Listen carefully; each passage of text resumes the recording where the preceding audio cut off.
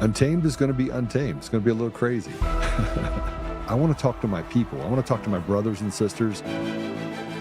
We can have grace and humility in how we interact with other people. Oh, hot dog, look at you. And nobody talked about what's really happening. And let's have conversations about what truth is.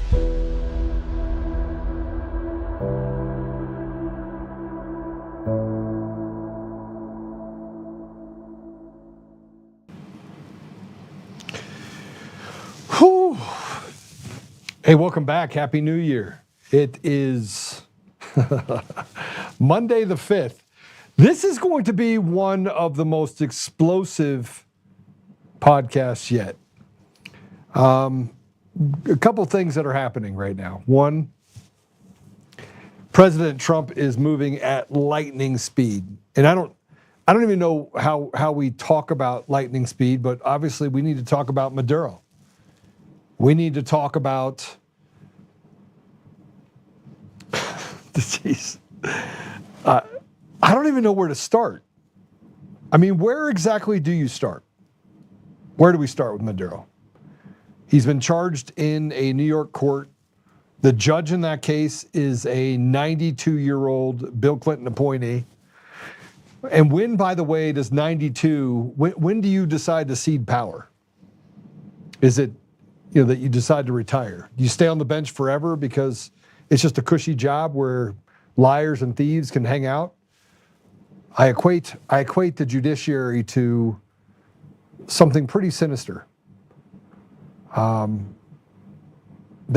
sinisterness, I guess you could call it the enforcers. So I believe that our entire system is based off of organized crime. Matter of fact, it's not a secret that people like Nancy Pelosi, her family, if you go back generations, were organized crime. And that holds true with a lot of the other people that are a part of the political spectrum today as well. And so you have the earners, and I said this before, you have the earners. The earners are the people that go out on the streets and they're the journalists. They're the people that are professional protesters. They're the people that bilk and launder money. Those are the earners. They go and make sure that you're actually aligned with them. And if you're aligned with them, then they won't take shots at you. And if you're not aligned with them, they're going to just shoot at you. Then you have the enforcers. Well, the enforcers are the judges and the lawyers that create lawfare, that attack you and sue you for defamation, like I'm going through right now with Eric Coomer. Then you have, from the enforcers, you have the captains. And the captains are the politicians and the bureaucrats. And then you have the bosses. And we're still trying to figure out who the bosses are. Like, who are the bosses? You have Soros on one side, China on the other side. You have, and there's all these competing interests that are the bosses. And then you have the bosses of the boss. You have the thing that runs all the families, the one that is approved by the families. And you can start to look at the erosion that has happened inside the United States that is directly tied, 100% directly tied to treason, state by state, the stealing of elections, state by state, at every level, from the local level to the state level to the national level. President Trump's election was not the first to be stolen, and it certainly wasn't the last. They emboldened themselves in 2022 and in 2024. And I believe that if it wasn't for Elon Musk, President Trump would have lost in 2024. And we'd be looking at something completely different. And I've heard the people that have said stuff about Elon Musk stating the fact that, Elon is Satan. I have people that are friends with me that says, Joe, I can't believe that you can't see directly through Elon Musk. Well, I want to just give you guys a little bit of context as related to that.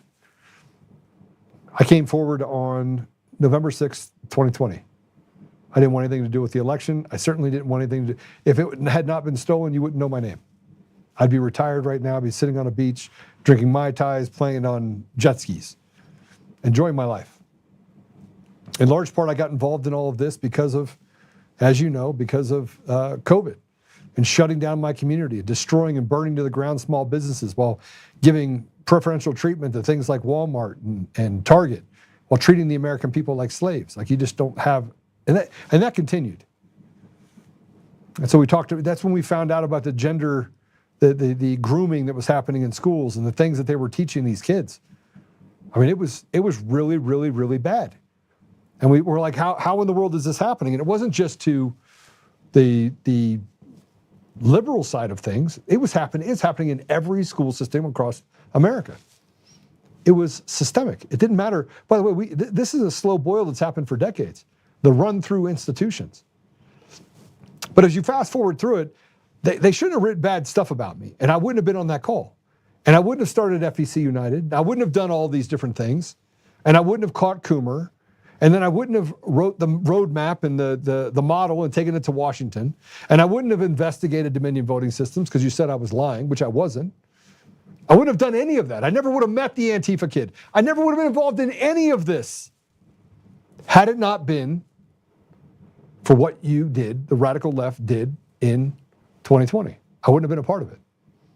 I would have gone about my business being, a supporter of President Trump because I believed that we needed someone like him in office to right the wrongs, but I wouldn't have been able to articulate just how rotted our system was. And over the last 5 years, we've gotten to the bottom of a lot of that rot. Now, we haven't done anything about it yet. We still have rotted out judges that were appointed by selected, not elected governors of different states, including the one in Colorado. We've had tax rates increase, property tax go through the roof, tollways that are done everywhere here. The poor become more poor while they're building Taj Mahals and $700, $800, $900 million buildings as a tribute to themselves. Go look it up, Mayor Wellington Webb building. It was over budget by nearly 40%. While they let education institutions rot in the places that they say, hey, look, we're here to help. But they never were. Had Elon not aligned himself with President Trump, we would be in a totally different place. And so you have to look at all the other people that have done really good things. I look at the Patrick Burns of the world, and I look at even General Flynn getting out there and continuing to speak up. And then I look at the harm that's been done by people like Eric Coomer, who said, hey, don't worry about it. Trump's not going to win. I made sure of it. And the imprisonment of Tina Peters and the judge in that case specifically. We are, in the last 24 hours, President Trump has put up about 50 posts about election fraud on the eve of going after Maduro. Now, I'm still in the middle of this lawsuit with Eric Coomer. I won't settle. I will never settle. I never lied about any part of Eric Coomer or the Antifa kid or anything else. And something else pretty spectacular happened about a week ago.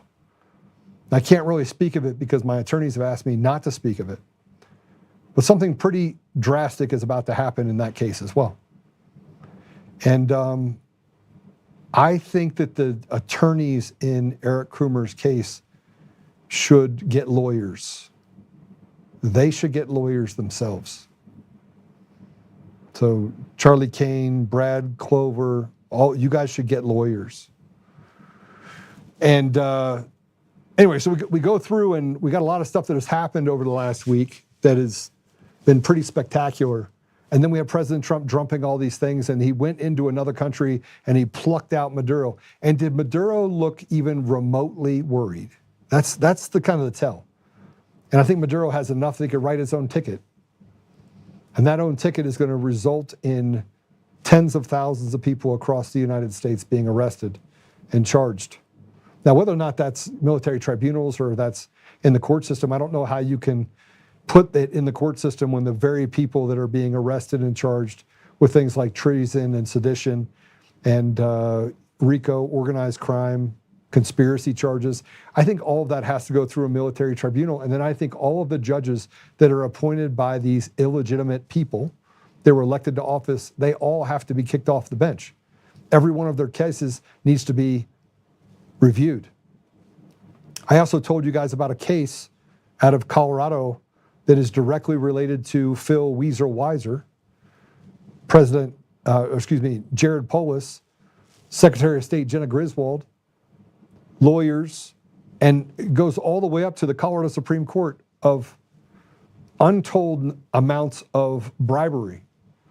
By last estimate, around $15 million of bribery grift, something that's been happening not just in Colorado but around the country for a long time. So there's a lot going on with Venezuela and Maduro, but it is all tied back to these people in Colorado and around the country. I believe there's going to be some level setting that happens over the next couple of weeks, and I believe a lot of people are going to go to prison. And if we'll go into another country and we will pluck out the leader of a country that is one of the biggest narco-terrorist countries in the world, then I promise you, then what comes next for the people, like, I would just tell you right now, flip. If you're John Polos, you should flip. You should flip before it's too late. Actually, you probably already have flipped. And Liberty Vote is no replacement for Dominion. We need to get rid of machines and no mail-in ballots. Here's a post that I put up. If you go ahead and put it up for me. No machines, no mail-in ballots, precinct-level counting, and in-person with an ID. And arrest the treasonous traitors to the people. I put this up in response to a post by the Skiff. And if you want to go ahead and put that up, if you would. Former CIA analyst and station chief exposed 2020 election manipulation through Smartmatic and Dominion machines in the tie of Venezuela, Cartel del Sol, and CIA, China, and Serbia to the global election fraud cartel. You want to expand it?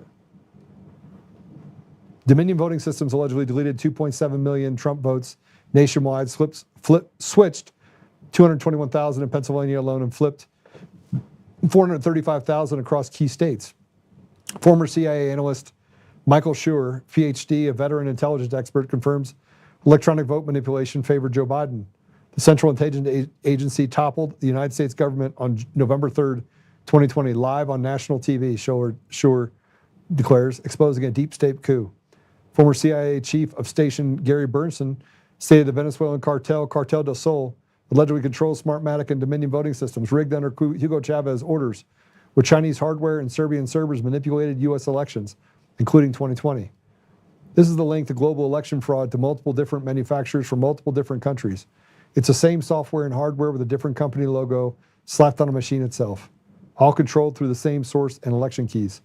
Over 100 countries include Canada, Brazil, North Korea, Republic of Congo, Australia, Ecuador, South Africa, Armenia, Argentina, Afghanistan, Ethiopia, El Salvador, Yemen, Uganda, Uzbekistan, Ukraine, Iraq, Egypt, Indonesia, Jamaica, Zambia, Georgia, etc. They didn't put in Mongolia. Should have. They used U.S. tax dollars through USAID, aid, web, trafficking, etc., and funneled it through multiple shady NGOs to fund the fraud and color revolutions and psychological operations through the media and the people on the ground to influence elections through multiple different avenues.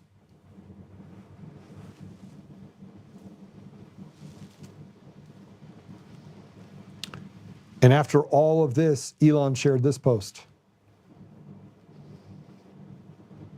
Had a lovely dinner tonight with POTUS and FLOTUS. 2026 is going to be amazing. And if you don't remember what Elon went through, they burned down his Tesla places. I do want to take the time to say a few things. And I'll say this. My frustration is boiled over after 5 years. It's boiled completely over. And it took someone I haven't talked to in 4 years. And let me read it to you, because I think you'll understand. Somebody said, Joe, I need you to be less angry. And let me just tell you that it's really difficult not to be angry. It's really, really difficult. It's difficult because I spent 5 years being bashed. I spent 5 years having judges say that it was a probable falsity, walking past Eric Coomer, who he is. And then it took 3 or 4 years because lawyers would tell me I can't actually put this out there and don't talk about that and we'll need that for the case. And not my current attorneys, but ones previously. And Joe, we'll get to it. I had people come to me and say, Joe, don't mention any of this stuff yet. We need this. We need the element of surprise. But I had someone, and I'll say this to Cassandra. I needed to hear it. She said, it's been a few years since we've talked in person. I fully watched your social media life. I've definitely told friends You should run for governor. And when you announced, I was so excited. But please go back to being the Joe I knew on the golf course and find a decent platform. Talking shit about everyone every day isn't the way to get those voters who never pay attention. I want you to win, but you are not speaking platform that isn't hate. Please, please, please stop talking shit about all these people and do the work behind the scenes. The more public you make the drama, the less people will support you. And I know you are capable of making the state better. So she sent that to me, and that was kind of a harsh thing to hear. And then I talked to Allie. Yesterday. She's like, Joe, you can't be angry. And then I talked to Kyle Seraphin yesterday, and I told him kind of the revelations of what's happened over the last couple of weeks. And I've had to tell my attorneys, and we're working through a bunch of stuff, and what do we release and what do we say, and then I found out I was lactose intolerant. I couldn't figure out why I was bloating. It's like, what is happening? I'm not fat, but I feel fat. So, yeah, it's a lot to learn all in the same time. I know that's really not relevant. It's kind of like squirreling. But Kyle said to me, he says, those that anger you own you. And a friend of his had told him that. And Allie wrote me this long thing and basically said that you have to get to a place of peace. And in the middle of all that, how do I get to a place of peace? How do I get to a place of peace when I can't unsee the things that I see every day? And then I've spent 5 years getting attacked. And then the death threats, I haven't even started talking about those. I mean, I had one on Friday while I was in the middle of doing the show. Somebody's piping in on the post and talking about harming my family. And the only thing that comes to mind is I want to hurt that person, and I want to hurt every person that is associated with that person. It's just me being honest. And then I spent all weekend thinking about vengeance, and then I get these text messages. So then, in all of that, I'm totally squirreling right now. In all of that, I went and watched a movie with my wife this weekend. And it was a high jump world record in 1920. Let's see here. What was his name? No, that's not it. Movie. See if this gives it to me. It's called Raising the Bar. The Alma Richards story. And if you haven't watched this is probably the only time that I would probably give somebody a look into a movie. It is, the story is a true story about a high jumper, Alma Richards' journey to win the Olympic gold medal. It occurred in the 1912 Stockholm Olympics, and not in the 1920 Olympics. So it was set differently. He's from a small town in Utah. He's a Mormon kid. And so here's the element of it, is that he's getting ready to do a high jump. And you could see that the elements of the movie were written so that he would be tempted with, these pretty girls coming in, and he's like, no. They tempted him with cigarettes, and he's like, no. They tempted him with alcohol, and he's like, no, I won't do it. And it was kind of a soft way of saying that he had established a moral standard. But he went up against a German in the Olympics, and in 1912, he set the Olympic record at 6'3". It wasn't a world record, but it was an Olympic record. And he kept missing, and he was up against a German in that Olympics, or in that deal. And so I'm going to kind of go through just kind of a overview of this part. But he said, I need a little bit more. And in the middle of all of this, He's jumped twice. You only get to jump 3 times. He gets down on his knees and starts praying. And then he goes, and while he's praying, he just kneels down. Like he's getting ready to jump. And he's like, I just need something. I think I know what I need. I need just a little bit more. And he gets down on his knees and he prays. And then he jumps 6'3", and then the German hits the pole and he wins. And you'd say, Joe, I didn't want to watch the movie, by the way. I sat down and I was like, I don't want to watch it. And my mother-in-law was like, I want to watch something funny or I want to watch something uplifting. And I was like, The Simpsons. Not really. I didn't really say The Simpsons. I just said, oh, okay, whatever. And I'll just sit here. And then I sat down and I watched this movie. And it probably had a budget of like 500 grand. Okay, maybe not, maybe more. I don't know what a budget would be. But it wasn't a high budget film. But at the end, I had got it. And then right after that, I get this stuff from Cassandra, and then I have a conversation with Kyle, and then I have a conversation with Allie. And they're like, Joe, just stop. So I'll apologize for getting angry. And you have the ability to tell me to stop too. Jeff does quite often. He'll call me and tell me, hey Joe, just chill out a little bit.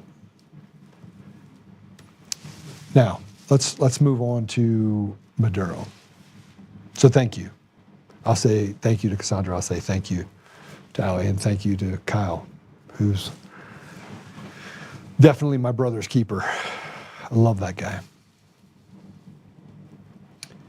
So let's talk about Maduro and his wife. They're arrested by Delta Force. And AG Bondi had a legal announcement over the weekend about the operation. So let's go ahead and put up this post. This is from the AG. Nicolás Maduro and his wife, Cilia Flores, have been indicted in the Southern District of New York. Nicolás Maduro has been charged with narco-terrorism conspiracy, cocaine importation conspiracy, possession of machine guns and destructive devices, a conspiracy to possess machine guns and destructive devices against the United States. He'll soon face the full wrath of the American justice on American soil, on American courts. On behalf of the entire U.S. DOJ, I would like to thank President Trump for having the courage to demand accountability on behalf of the American people. And a huge thank you to our brave military who conducted the incredible and highly successful mission to capture these 2 alleged international narco traffickers.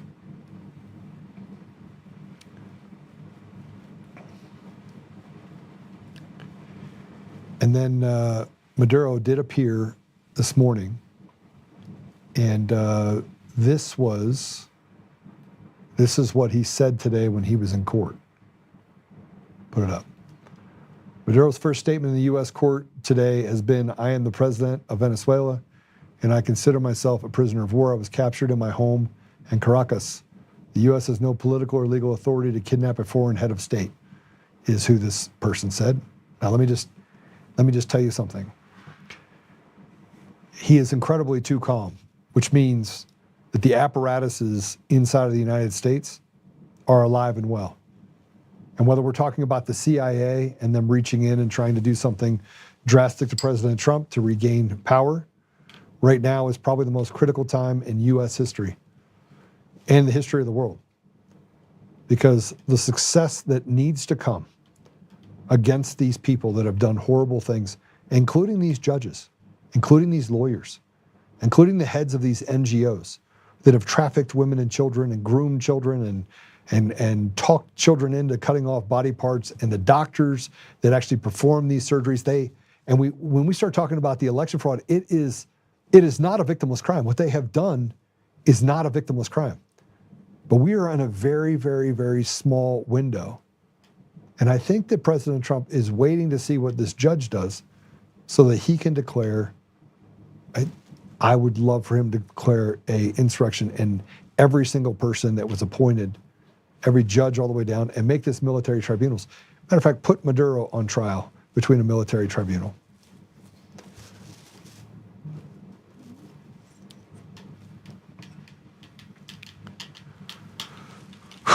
The United Nations today, the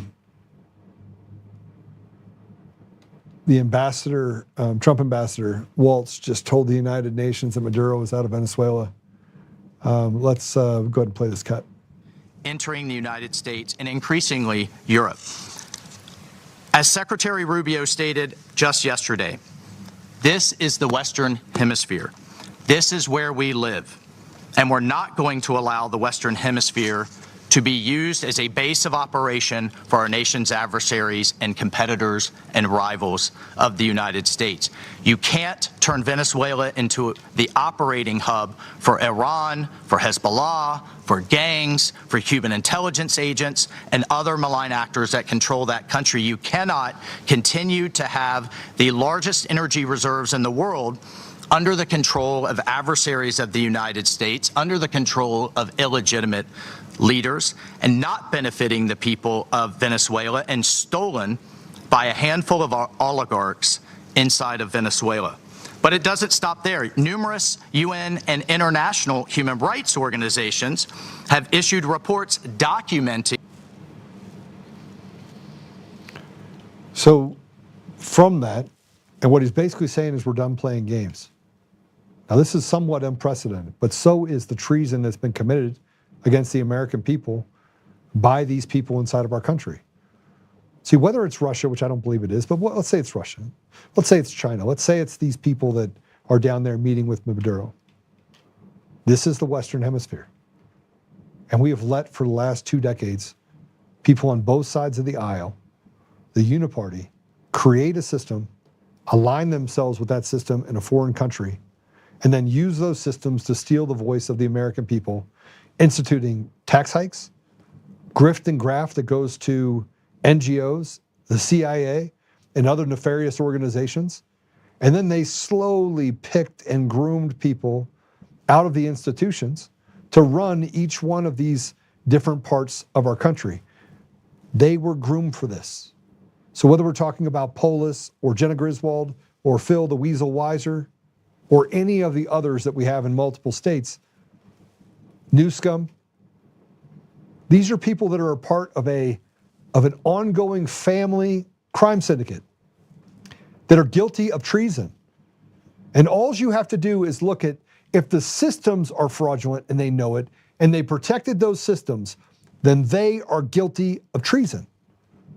They are guilty of stealing the sovereignty of the people state by state.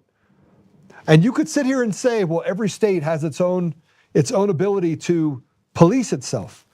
But when a system is used in 40 states, 30 states, 50% of the vote of the American people is using one system that is centrally controlled, that then allows those states to create unions between themselves, California, Washington, Oregon, Colorado, that's treason against the United States.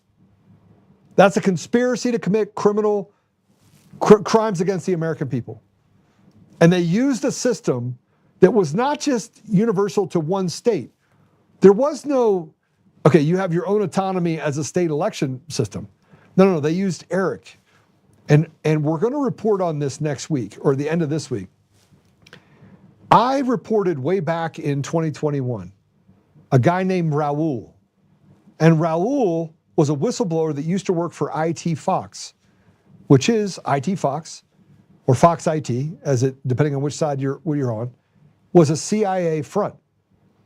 And they basically harvested and built US-based, they were stealing Social Security numbers and people so they could then farm those 25 million. Matter of fact, guys, find that podcast.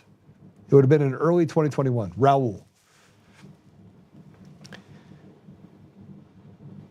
So I got a phone call that says, I have all this information. I need you to come overseas. So I went and tried to buy a ticket. Couldn't buy a ticket. I was going to be flying into Italy. From Italy, I was going to drive down through to Romania, and I was going to collect this information. So I have all this information. I have all of it. And this information that we have with Social Security numbers and a bunch of other information, we then started validating that information. And Raul gave us an entire interview for about 3 hours. But I wasn't allowed to fly out of the country. no one would allow me out of the country. They wouldn't let me go. So I had to call a guy that was a intelligence guy who lived overseas and said, listen, I had to send him $5,000. And I was like, here's $5,000. I need you to go to Romania and I need you to collect this information. So he did. And he took a video of it and he brought it back. And Raul, while he was doing all this, was being chased by the CIA and by the Romanian government because he was divulging information. He's now in prison. He was caught and he's now in prison. But that story of Raul over there was the beginnings of how they were stealing all this information. And by the way, this goes back to the early 2000s. And Raul said, listen, the reason why you have election fraud is because of this, and it's run by the CIA. And this would be why you have people like Sam Faddis that went and said, oh, at worst, he's embellishing it, this stuff about Eric Coomer. Well, they walked past all the information about Eric Coomer, who, by the way, I believe in my heart of hearts was recruited by the CIA based upon his mathematical capabilities in order to institute PID controllers. And I was able to take his dissertation and align it with what we saw happen in the cast vote records. Now, changing the type of, not the same math, but the same type of system, I was then able to say, all right, here's Coomer's dissertation. And this is well afterwards. This is after I got access to enough cast vote records, and I worked with Ed Solomon, and I worked with Draza, and I worked with all these other people and said, okay, let's look under the hood and let's try to put all these pieces together. And this happened just last year. So now we're talking about what's happening all over Maduro. Well, you remember the piece that I wrote, which, I mean, we'll find it, you guys find it on Substack, where I talked about Eric Coomer, that Smartmatic was from Venezuela, came to the United States in 2005, March 2005, bought Sequoia voting systems. A month later, Eric Coomer, going through all sorts of stuff, just cleared from a couple charges, couldn't have, drug addict, I mean, literally everything is working against him, couldn't have passed a background check to work at McDonald's, but then he could all of a sudden. And they made this guy who did websites for whatever company, they made him the chief architect of 17 states and the District of Columbia. From the genesis of Sequoia voting system, which, by the way, was forced through a CFIUS investigation, CFIUS, C-F-I-U-S,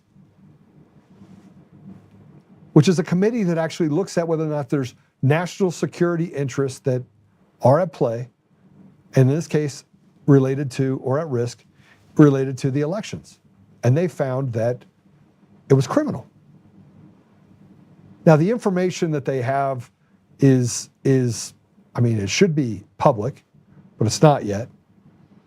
But they forced Sequoia to sell and distance themselves, disconnect from the interest of Smartmatic, recognizing that in 2004, Hugo Chavez had an election using Smartmatic technology, and that we did not represent or recognize that that was a free and fair election there, using the same systems that they now were implementing into the United States.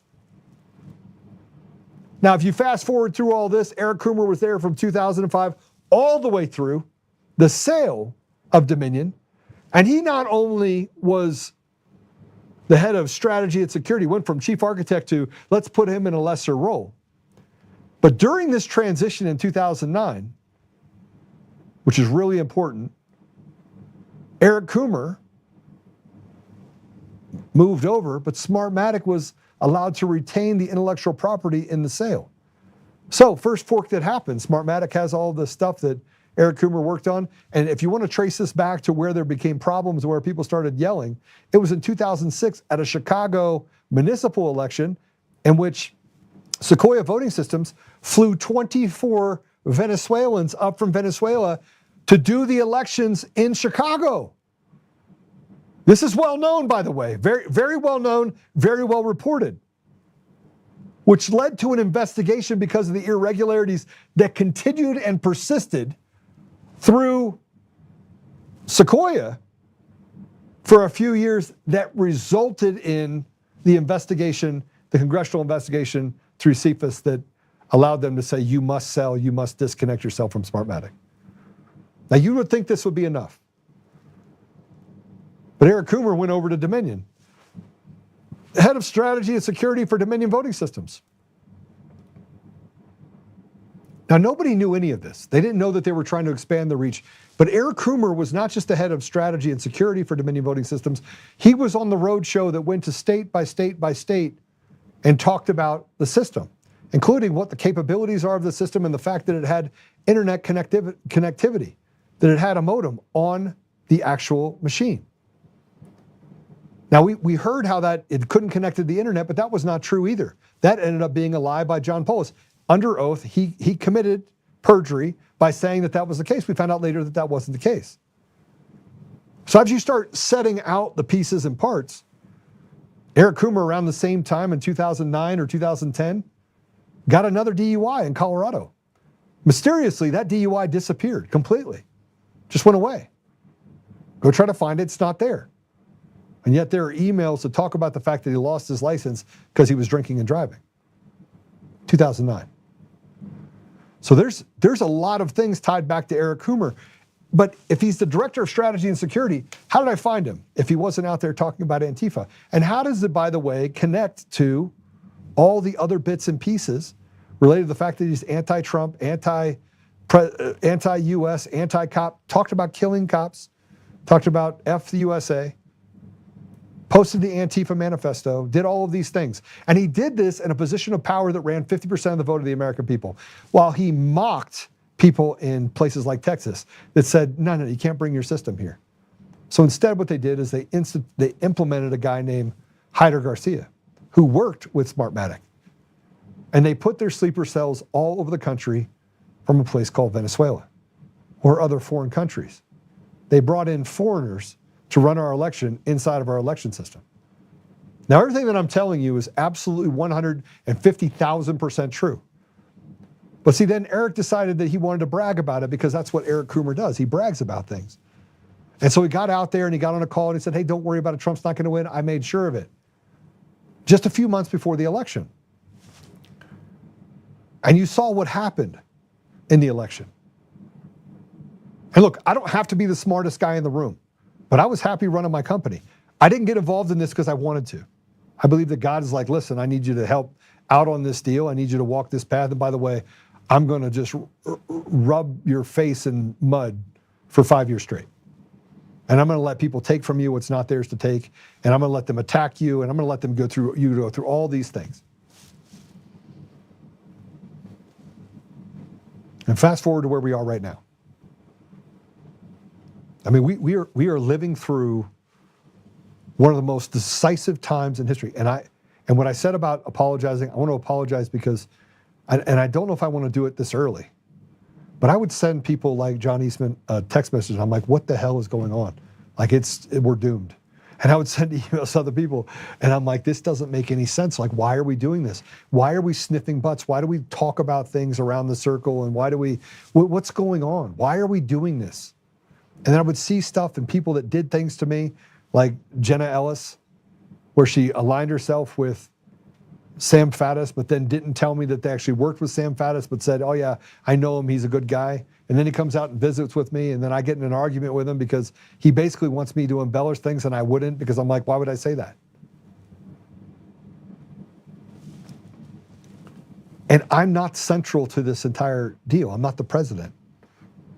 I'm not the runoff election in Georgia that we dealt with. And by the way, none of this was even in the script, was it, to talk about today? So I apologize, but I feel compelled to tell you that for the past 5 years, I've been called everything. They're like, oh, Joe, you're a Fed. I've never worked for the Feds in any capacity, ever, ever, ever, ever, ever, under any circumstances. Now, I've had my conversations with OFAC, Office of Foreign Asset Control, when I did work in the Middle East and Africa to make sure that I was safe and that I wasn't doing anything to violate sanctioned nation status, give somebody advice, do something I shouldn't have done. I'd been questioned coming in the United States. I'd been detained with my in-laws when I came across from Canada. Had nothing to do with anything other than I was looking to bridge divides and solve major problems in that region. And I had no business being there. Just so we're clear, I have a gift of solving problems. I don't know how I came up with that gift. It was a God-given gift. No idea. I have no idea. I have no idea how I've lived the life that I've lived. I can't even tell you how a poor kid from bad stock could end up in a place where he can articulate and see things that you can't see. Don't know. I have no clue. But I solved some really big problems. And I sat in some really important rooms. And then I came home because my daughter went to high school. And she didn't do well because she thought her dad was going to die. And then I started my company. And the rest is history. But I got called a Fed. I got called, I mean, you name it, I've been called it. Oh, Joe, you didn't present the evidence and that's hearsay. I just had it today. Somebody else saying it's hearsay. All because of the fact that I question the apparatus of all these influencers. And then you still have the grip that the CIA has on the community. And you know what? I just don't care. Once you get to the point where you've been sullied so much, you're done. You don't care anymore. Like, what else are you going to take from me? You're going to take my life? Well, I was never making it out of this life alive anyway. But then you become more convicted. And then that conviction, as you see bad things happen in the community, and you see bad things happen to President Trump, and he's getting indicted and all this stuff, you start losing hope. I mean, it becomes a hopeless deal. And you got to lean back into things that are not of your understanding. And you got to understand that we're fighting against principalities. It's a fight between good and evil. And this is truly a spiritual war. And I didn't do well in it. I'm just going to tell you, I did not do well. I didn't do well with people attacking my wife and attacking my kids. I didn't do well with what they did to my friends and family. I didn't do well when I watched what they did to Seraphin and Steve Friend. And it was always the same people that came out that said, you need to get rid of him. And when I was with Mike Lindell and basically propped him up for 3 years and took his company public and did all of those things, it was the same suspects. The Steve Bannon's out there saying, get rid of this Oltmann guy, get rid of this Oltmann guy. I remember having a conversation with Lou Dobbs on the phone. And Lou Dobbs is like, why does Bannon hate you? And I was like, I have no idea. Never done anything to him. Then you find out that he's tied to Epstein, tied to all these other people. And I look in my head and I'm like, okay, well, that checks. And someone along the line, they don't like me in this little circle. And then Clay Clark got sued and I go to a deposition and they ask me for the Antifa kid's name and I won't give it up. So I spent 5 years, $150,000 just on fines to not tell you or anyone who the name of the Antifa kid is. For the one simple reason that I have to live in a house with bulletproof glass and thermal cameras. and I had means before they took it all. And then you have to put up with the lawyers lying over and over again. And so you start to lash out at people that like Patrick, which I did. Because I was in the room when Patrick had a conversation with Giuliani, January 6, 2021. I was in the room when all the breakdown happened, and I was in the State Department meeting with counsel for Pompeo, holding up a thing that said, this is how they're going to steal the election. Now, I gave that to John Eastman on January 5th. And they grilled me. They kept going through grilling me. How do you know this? Well, okay, this is what it shows, and this is the system, that they can suspend ballots inside the adjudication process, and they can suspend them. And then when the system comes down and it comes back up, they can then attach voters to those ballots.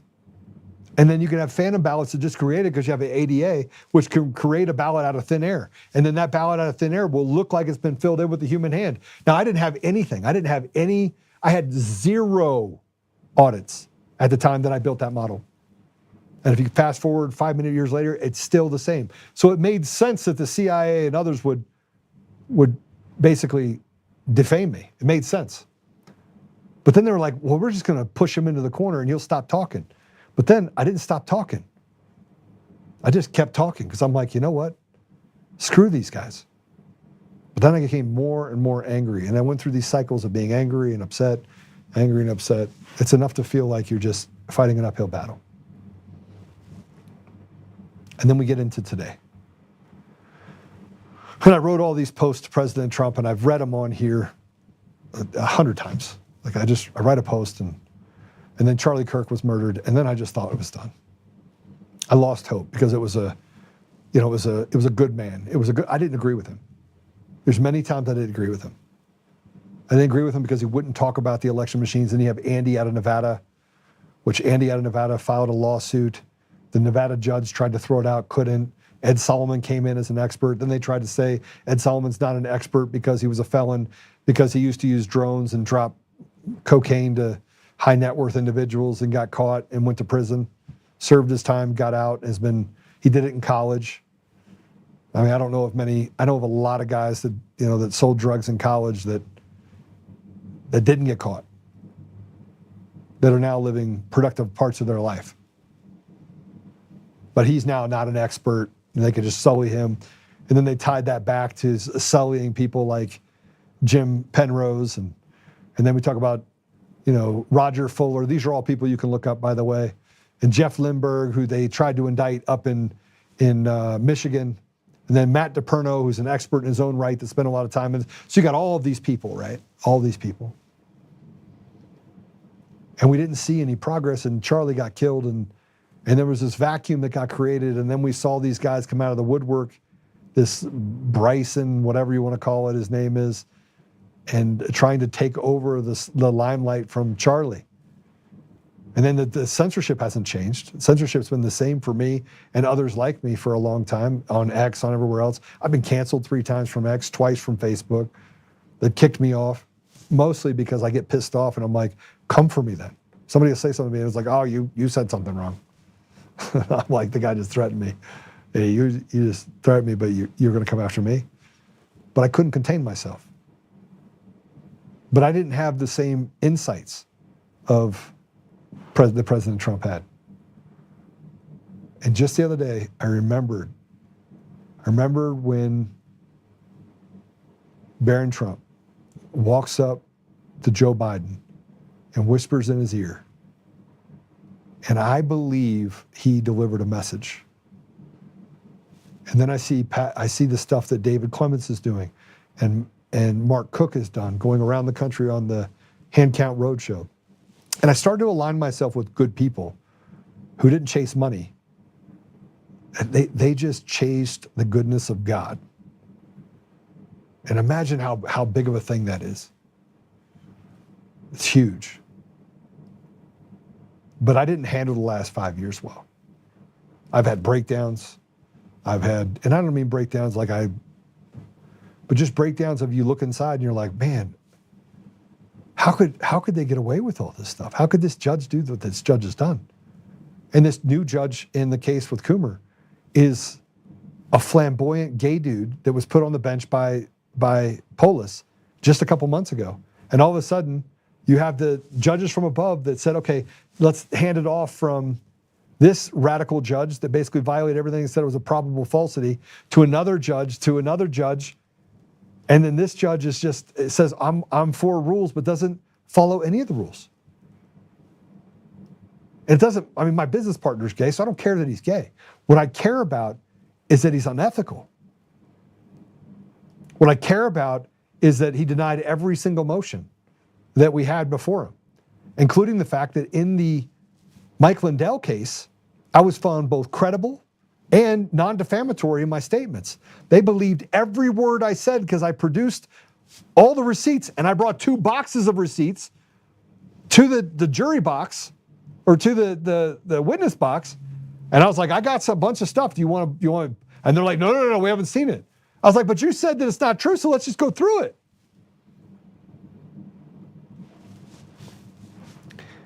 5 years of this. So no, I wasn't very nice and I wasn't very accommodating, because when you get attacked, you're not going to be nice, you're not going to be accommodating. You're going to warrior up. You're going to want to fight. Because you have to carry a gun everywhere you go, you have to train all the time. And frankly, you're too busy to actually go work out. I finally got back into working out. And then we get to this place where they go in and get Maduro, which I thought the only way you were going to get to the end of this is going to be to get them to flip. And then I saw one by one by one them flip. And then I started to see who the really good guys are. The Patrick Burns of the world. I already knew Mark Cook was great. I already knew Professor Clements was great. I already knew that we had some great people in the middle of this. I already knew it. But others, I questioned. I didn't question Patrick Byrne after the first year and a half, but it was tough. You know, because you're doing these films and you could figure out that these guys are sticking together, and then you're like, oh, they're trash. And you can figure out really quick that they're trash. But then people are following them. And so then you're like, oh my gosh. And then you have Javon Pulitzer and the paper, but then you find out that Spokane is the paper guy. And so he's just parroting the paper guy's stuff, and Spokane is actually a paper expert. And then I go back and I compare notes, and I'm like, oh my gosh. Here are the good guys. Here are all the good guys. And then we get to here, and the left has been attacking President Trump at every turn, and the media has been lying over and over and over again. And President Trump has remained calm and cool and collected through the whole thing. And here I am over getting pissed off because I'm like, this is BS. And we're all getting pissed off. Mark's getting, to everyone. It's like, it's crazy. But none of us stopped. I still showed up every day. You still showed up every day. But there's many times, many comments where you're like, I don't know if this checks at all. This might not work. And then the left turned, and a guy that everyone said is an absolute animal and is a dictator by all accounts, a dictator who was never elected, where the people felt held hostage, kind of like you feel held hostage right now, whatever state you're in. You feel held hostage because they've been selecting people at every level, and they've been stealing your sovereignty for decades using a system that they designed, which is treason. They committed treason. And you can say, oh no, you need another person to watch it. Oh, we have another person to watch it. We have people that have stood up that said you committed treason. The system was designed to commit treason, and you should hang for it because it's not a victimless crime. Biden gets into office, millions of illegals come across the border, drugs, gangs, they rape, murder, and intimidate and destroy communities. That all happened because of stolen elections. The loss of billions, if not trillions of dollars of the American people's dollars that were siphoned out by people at the CIA, USAID, and all these other organizations in order to destroy the sovereignty of other nations, treason and sedition, because it was done with the ultimate goal of overtaking and overthrowing the US government.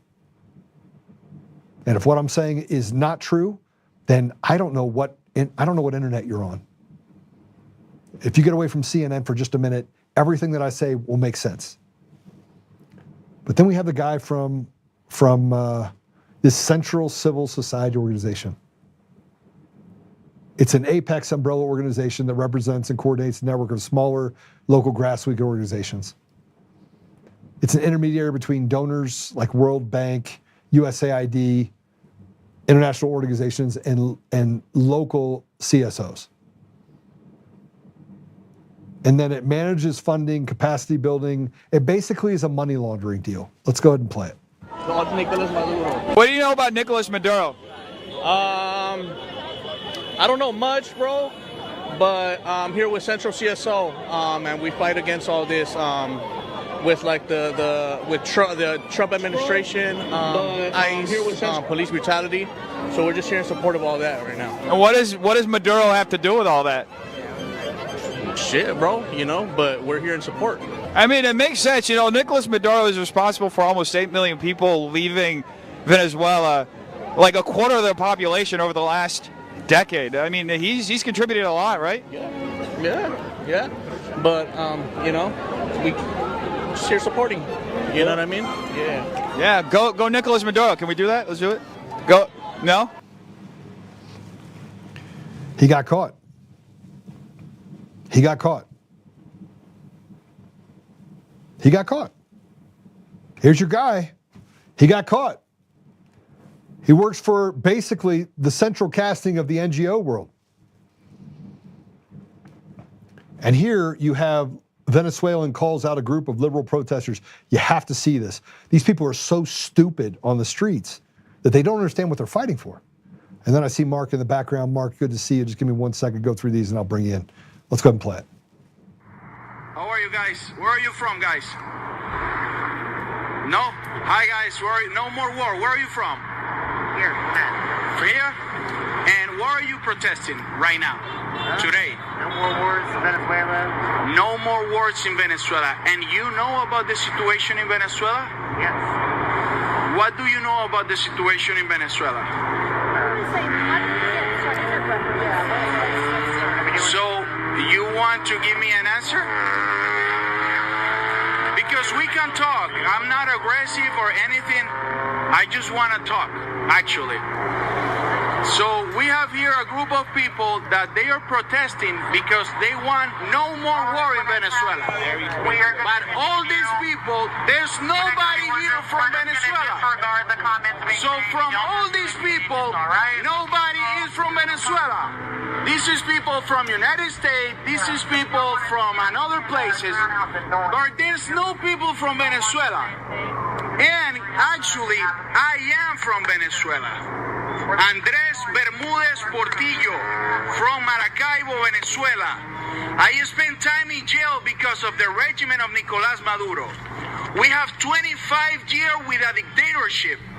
And right now, in the moment that somebody take attention of that situation, people decide to protest because they don't want war.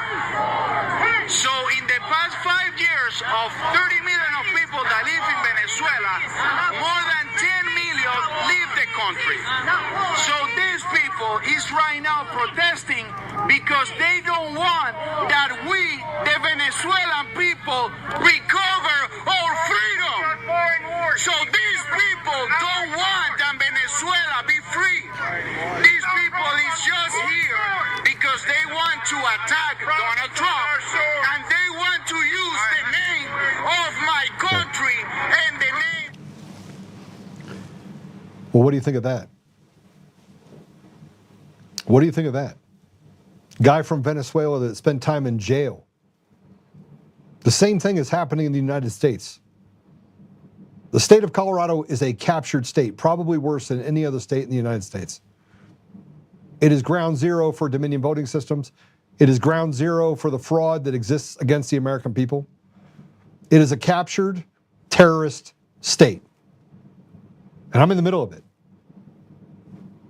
They have victimized the poorest among us in Colorado, and they have used an election system to steal the sovereignty in just over 2 decades and put people in office that don't belong there.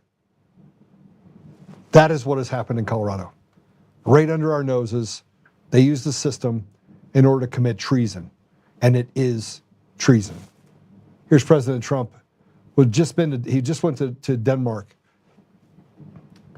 and he put Denmark on notice that Greenland might become ours following the U.S. operation in Venezuela.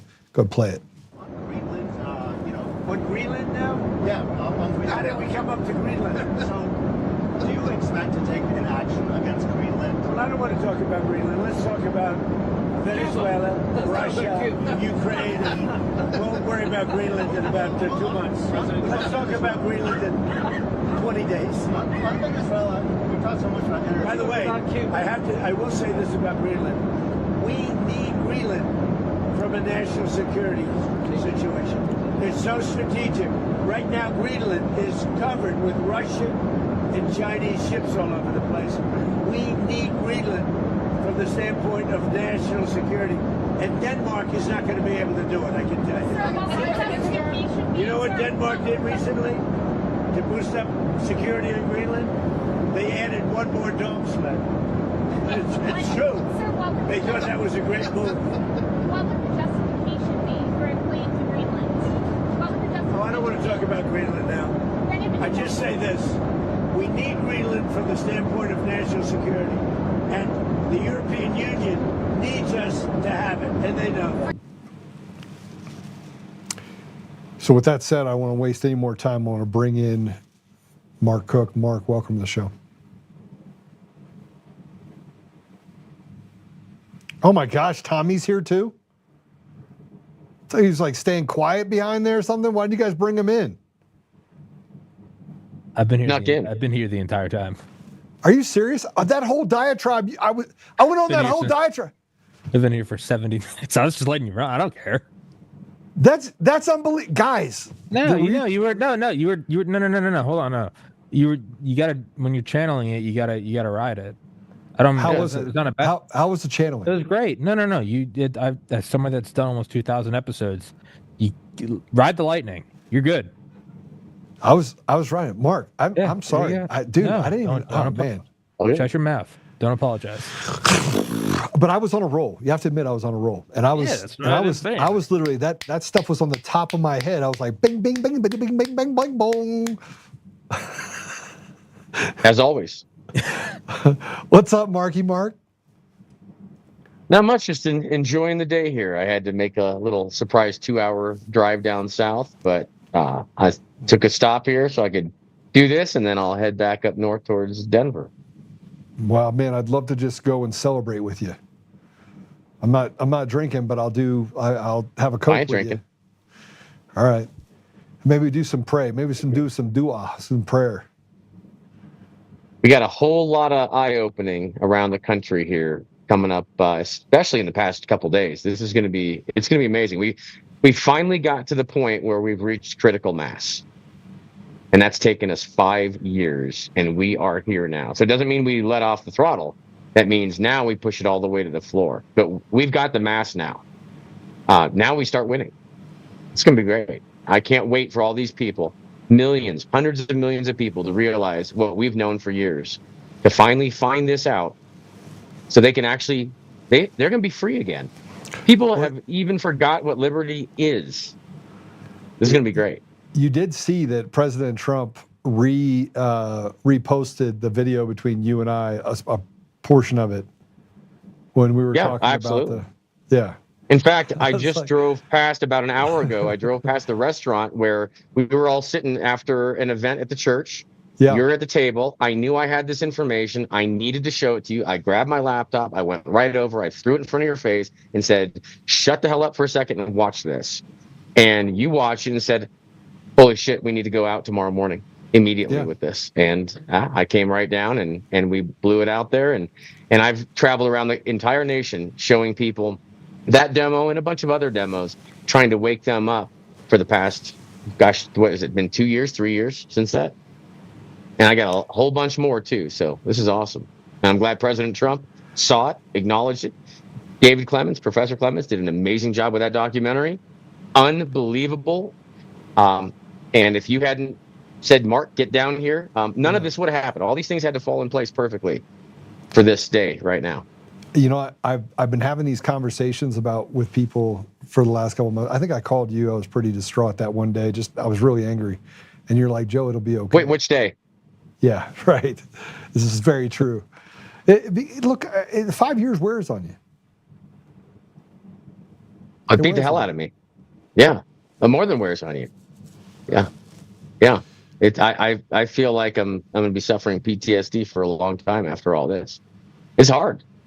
This is the hardest I've ever had to fight for anything in my life, ever, while being attacked by a lot of the very people that I'm fighting for.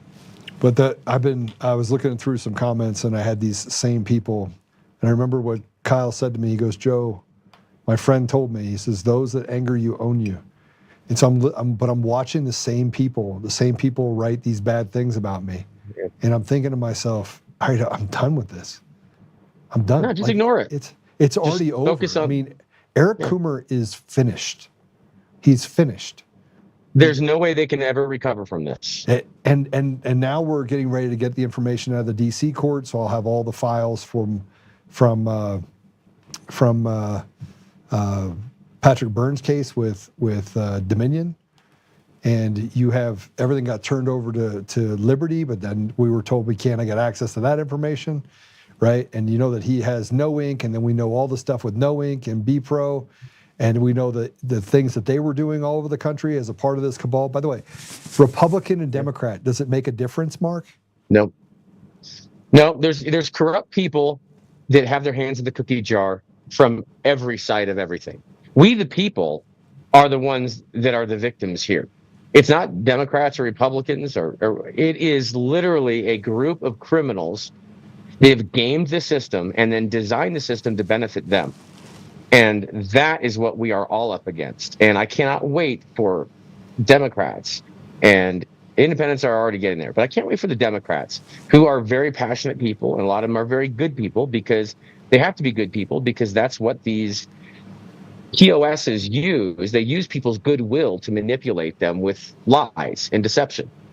So I can't wait for these wonderful people to realize the truth, and I will absolutely join them arm in arm to correct these problems, to hold these people accountable for what they've done to all of us, because they have used all the people on the left. What do you think, Tommy? Here for 70 minutes, and I barely even said hi. Shit. No, you're fine. No, I think you said it perfectly. And it's not often we hear it, myself included, but overwhelmingly good people.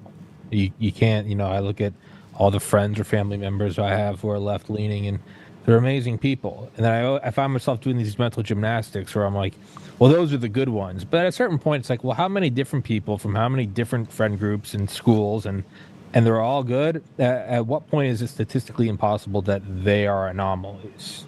And then realize, the evil people are the ones abusing them. There are bad people. There are bad people on the right. But no, I think Mark just said it perfectly, is good people, because that's what they do. That's the path of least resistance. The same reason you don't roll out a dictatorship and say, it's going to be a dictatorship. What do they always do?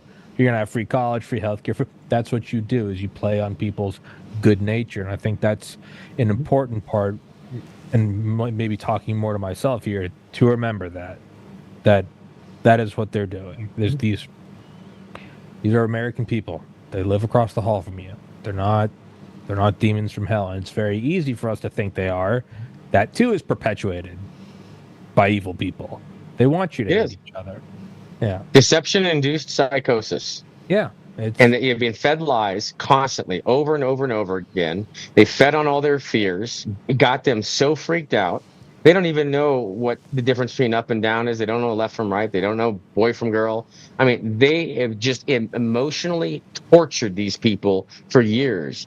And most of them don't have a clue that it's been happening to them. So helping them understand that, it's going to be hard for a lot of them to grasp that. But we have to have a lot of forgiveness. We have to be prepared to offer incredible amounts of forgiveness to those that acted based on lies that they were told. And the people we need to hold accountable aren't the victims of the lies. It is the people that perpetuated those lies upon them. And I can't wait to hold every one of them accountable. Agreed. All right, how do they survive it? I mean, I'm still in a defamation deal, still going through a bunch of stuff. They're basically just giving my attorneys, they just keep lumping stuff on. They're inside of a broken judiciary in the state of Colorado that is, frankly, I actually think the feds need to come in and take over the court system in the city and county of Denver. And any judge that was appointed by Jared Polis needs to be immediately fired over the last 8 years, because that was the point, the turning point of all of the fraud, manipulation, and grift in Colorado, and they were used as enforcers. And then you have to look at all the cases that they ran and all the bad things that they did to people across the state. But there's still cases pending, Mark. Yeah, there's still cases pending. It's going to take some time. And yes, those people that are in those positions were put in those positions to do exactly what they've been doing. This was very well planned, very well thought out, and it was done many, many, many years ago. They are so far ahead of us. None of us saw this. This isn't something that just showed up in 2020. This is something that is decades in the making. Well, by virtue of the fact of the secrecy. And I heard a comedian say it the other week. He was like, if the things they were doing were in the interest of all of us, they wouldn't have been doing this for the last 90 years. You don't need to trick people into being like, hey, let's all agree that you can't abuse puppies. Like, you don't need to like work behind the scenes to do that. What you do need to work behind the scenes to do is usher in a totalitarian hellscape. So that's the other thing is like with our own egos, not just in forgiving others, but just admitting like, hey, you got one on me. I didn't know. Sucks to suck. It's a bad feeling to feel like you got duped. Acknowledge it. Move forward. They got us. And honestly, you shouldn't feel that bad. They're very well funded. Like, oh yeah, and they're professionals. Yeah, the best in the world. It's in the same way, like, although they're all dead, Maduro security details shouldn't really feel bad. Hey, you got dunced by the A-team. I mean, come on. They didn't kill any of them, though, did they? They all just put their weapons down, didn't they? No, they killed 40 of them. Did they really? 40? I had on a Delta Force operator this morning. You're talking about it's Delta Force. They knocked out 40 of them? Yeah. They blew their brains out. What are you talking about? Oh. I mean, I heard that there was nobody that they didn't take anybody out. No American KIA. Hey, what are you talking about? It's Michael. They're Michael Jordan. Oh, I know. Trust me. I'm not. Whatever. I mean, loss of life is what it is. But I mean, come on. Delta Force. What are you talking about? Yeah. Well, they're not going to take a chance. Obviously, huh? They weren't going to take a chance. It's why they are who they are. But my point is back to the funding thing. It's like, yeah, man. It's you shouldn't feel stupid if Michael Jordan dunks on you. It's a shitty feeling, but you got goaded. So have we been duped? Yes, we were duped by a $1 trillion over the last 50 years intelligence agents. Yeah, I mean, funded and classified. So it doesn't even matter if you're good. If you can just cover it all up under national security enforced by law, that's another thing. Well, I mean, how about failing the last 8 audits for the Pentagon? Well, that's what I mean. You know what I mean? It's like it's like a grift fest. Yeah. The whole thing is. I mean, it's kind of like, what, are you going to audit the guys that just went and kidnapped a president in 3 minutes? Like, what do you think they're going to do to you? So it's kind of the humility thing. It's like we got duped, sucks, but move forward. That's what I was trying to say. Yeah. I agree. Delta Force killed all of them. What are you talking about? Yeah, I didn't know that. I didn't know that there was. He had a bunch of Cuban mercenaries for his security detail that were apparently the best of the best. They got bested. Yes, it's Delta Force, dude. What are you talking about? Yeah, failure was not an option. Yeah, their own. Come on now. All right, so what do you think is next? I mean, if we're looking ahead, I don't want to project out what's next, but what do you think's next? Like, what are we dealing with here? Exposure, massive amounts of exposure and accountability. But we have to educate the people. The people have to be on board with this. They have to understand what's going on. It's going to be very difficult to try to clean all this up if we got half the country fighting the cleanup crew. What we need to do is welcome people with open arms, help them understand what has actually happened, and join forces with them to all clean this up together, united. That's what I'm focusing on. I'm normally in big opposition to, not because I don't want it to, but because I've been wrong so many times, claiming that like big things are coming. But at the same time, this is not trivial. That we just went. I mean, just really, it took me a day to kind of actually fully grasp it. He just kidnapped the president of a. They did not kidnap. That's the wrong word. Whatever you want to call it. Borrowed. I mean, it sneaked. He stole his nose. Whatever you want to call it. We flew into their capital in under 3.5 minutes, killed his security team, and then took the president and his wife. That ain't nothing. And you don't do that without having to. For whatever the thing is you're doing next, you don't do that if you don't have to. That was not to cover up Epstein. There's something much bigger than that. It's sure you could argue about like, oh, we bombed this, and it's like, yeah, because it was easier to do that. That's a very profound thing to do. I mean, I had on Dale this morning, Joe, you know Dale, He was on Delta Yeah. Force, and he was saying, he was like, this might go down as like their best thing. He was the youngest ever member of Delta Force. He was in Delta Force like 20 years. This guy's not an idiot. He was like, this might be their greatest feat ever.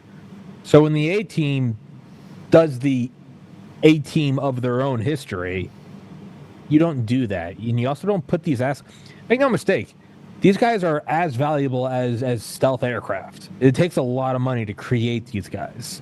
You don't risk all of that for kidnapping me, you know? It's so, to what Mark was saying, there's a reason you did this, and you also did this because whatever it is that you want to do next, there was no other way to reach it, or this was the path of least resistance. So whatever it is, quote unquote, that is coming, this isn't a mean tweet. This isn't a, hey, watch your back.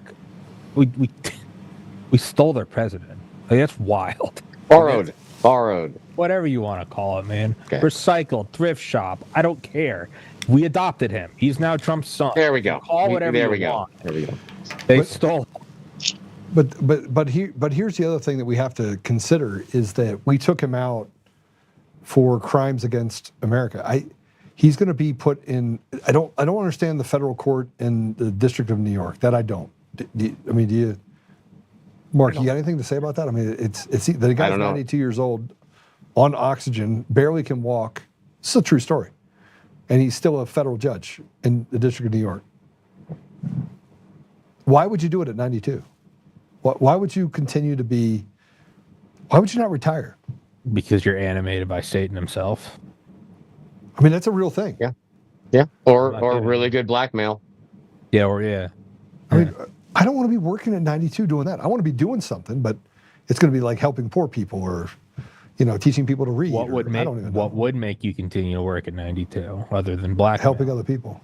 Yeah. Well, I mean, no, but doing what he's doing. But doing what he's doing. No, He's not helping. Yeah. Whatever. I think it's an addiction to power. I think it's an addiction to you're an enforcer. You stay an enforcer until they tell you you're not an enforcer. I don't think Maduro's upset. Maduro doesn't look. I know nothing. But he comes in last night. You see a video of him, and he goes, "Happy New Year's," just dying to everybody. You are either going to be boiling. I'm just looking at myself. I would either be boiling over with, just like spitting and screaming, or I would be so pacified and humiliated I wouldn't look up. No, Or maybe it's just accept. Maybe your tone changes when Delta Force comes into your bedroom. No. It might be that. Let me explain. Let me explain something to you. Maduro is not stupid, right? That's and what you never let somebody take from you what you're not willing to give. Period. Number one, and you don't let them take from you what is not theirs to take. And Maduro has mastered call it an art, call it whatever you want, but he's mastered the idea that I'm going to look cool as a cucumber, but inside he's boiling. He's not boiling over. He's afraid. Now, I haven't seen whether or not they're going to seek the death penalty. I would I don't know. I mean, a terrorism charge comes with a death penalty. They didn't borrow him to slap him on the wrist. No. But I mean, are they going to seek the death penalty? Something. I mean, they clearly could have given him the death penalty, but shooting him, they didn't. So, I mean, the sword of Damocles is definitely over his neck. Well, yeah, I mean, but my point is that what's the end game? Why'd you bring him back? Why didn't you just shoot him in his bed? I think there's going to be a deal. Exactly. You're gonna make him sing. That's what I mean is by he doesn't look. I think he knows, like, hey, the fact that I'm alive, I'm already in the best case scenario. Yeah, he knew what he did. You have him saying that he's a prisoner of war. You declared war on the American people. Yeah. You deserve to hang. And so does every single one of you that did anything to the United States. I want to just emphasize this part that I think is really important. This is super important, Mark. Tell me what you think. What they did was not a victimless crime. It was a crime against the American people. It was treason. More than that. Crime against all of humanity, actually. This didn't affect just America. This affected people in other countries all over the world. Well, we already know about that Maidan coup of 2014. Matter of fact, I was well studied on this project. This is why in 2022, when Russia went into Ukraine, I was like, I'll stand on Russia's side twice a day or every day and twice on Sunday. And everybody's like, well, why could you do that? You can't. I got called everything. Traitor. They wrote all these articles that Joe stands for Russia. It's because you have to understand what Ukraine is. It was basically the eastern or the Western Hemisphere the Eastern Hemisphere of the Devil's Playground. Yeah. Yeah, the people of Ukraine were totally used. The entire country was used. They're pawns. People of Venezuela, same thing. Us in the United States, we've been pawns. All the citizens, all the good, just people that just want to live and let live, they've been used as pawns by these evil, corrupt globalists. And it's over. It's all over. They've been doing it to us for decades and decades. And of course, with the electronic voting systems, that just supercharged everything that they could do. It just sped everything up and made it much easier for them to accomplish what they accomplished. And unfortunately, we started paying attention. And luckily, 2020 happened, or we really would never have known this, even though it's been a pain in the ass. But at least we know. And now we can fully expose it. We'll educate the public. And we have to ensure that this never, ever, ever happens again. We have to, for all of humanity on this planet. You said that you had to go down south to come back north. Are you down there handling stuff in El Paso County, or where are you at? No, east of Springs. Okay. Yeah. But I'll be heading back up here, and as soon as we're done with this, I'll shoot back up. I'm about an hour and a half away. Okay. I want to get your thoughts on something else, because as we have stolen elections, as you do in New York and other places, we have stolen elections in all 50 states. But more than that, not just the states, boardrooms, corporate boardrooms. It's all rigged. Everything's been rigged. What do you think? All the corporate boardrooms, you know those little clickers? You know, there's companies that rent all these little clickers for corporate boardrooms, and they use them in schools and all these churches, etc. In college, yeah. In the big, you got it. Big 300-person classes. Those are used just like in the convention votes, etc. I watch it go down in California convention. Yeah, they use the electronic clickers to manipulate the elections, and so they're not just manipulating our political elections; they're manipulating elections within companies with these things. Well, you remember, and it goes so deep. Why wouldn't they? To follow your thought, like if you're willing to do it to that level, you've already committed. Like, I'm not saying it's right, but you've already committed. If you've already rigged the presidential election, why wouldn't you rig, I don't know, the shareholder meeting for? They've rigged it all. I mean, California, when I was there for Rachel Ham, I was watching. I was actually her witness there watching these systems. So they got the receivers on the computer. They've got all the clickers out in the audience, and everyone's voting, in the audience there. And I'm watching them behind the scenes, and I said, hey, can I see the program that is receiving all the data from the clickers? And they said, no, it's behind this other window. We can't show that to you. Yet I'm looking at the counter of how many people are logged into the clickers, and it was, I'll just make 700 or something logged in. And then I'm watching as they do a vote.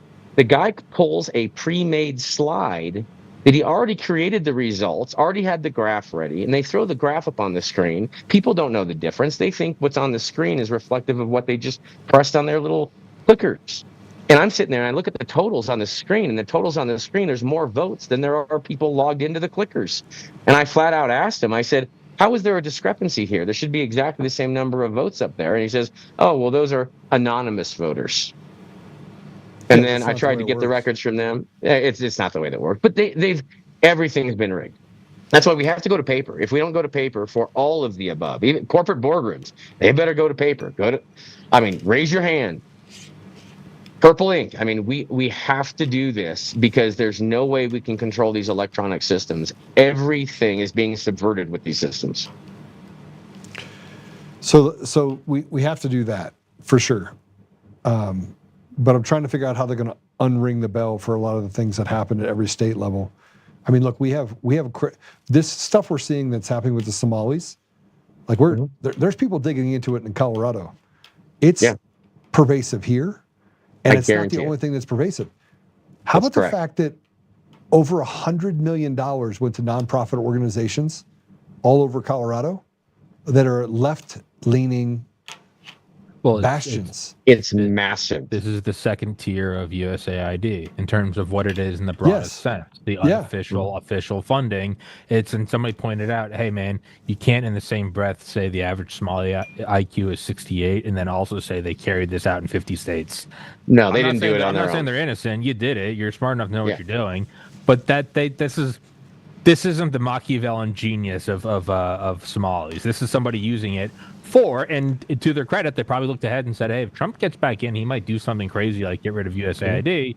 Here's your backup. You got to respect your enemy. And there's probably a tier 3 and a tier 4 and why wouldn't you? Of course. And so this is why I say that when I'm running for governor of Colorado, and the reason why I'm running for governor of Colorado is it's easy to fix this problem. You just turn off the spigot. You just turn it off. Turn it off. And That's a big part of it. But here, let me ask you a question. Off the subject, let me ask you another question because this came up. The judiciary is rotted to the core, right?